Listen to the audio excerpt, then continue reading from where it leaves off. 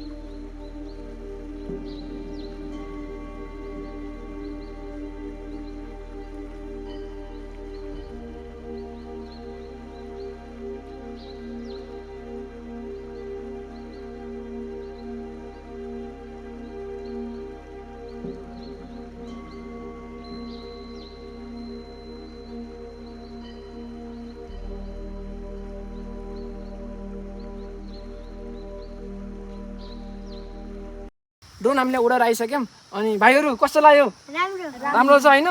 अनि ड्रोन यसरी उडाइयो अनि तिमीलाई पनि भिडियोमा हालिन्छ। के छ, के भन्नु छ? के भन्नु छ? तिम्रो नाम के हो? तिम्रो नाम के हो? तिम्रो नाम के हो? सबै काफले हो?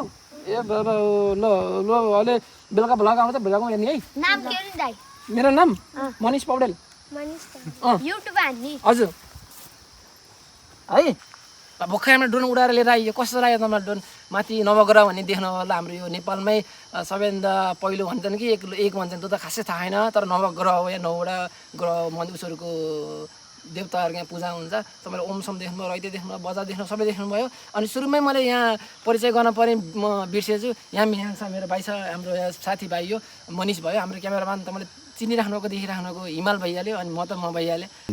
लाइक, कमेन्ट एन्ड सब्सक्राइब गरिदिनु होला हाम्रो ब्रोको भ्लग च्यानललाई।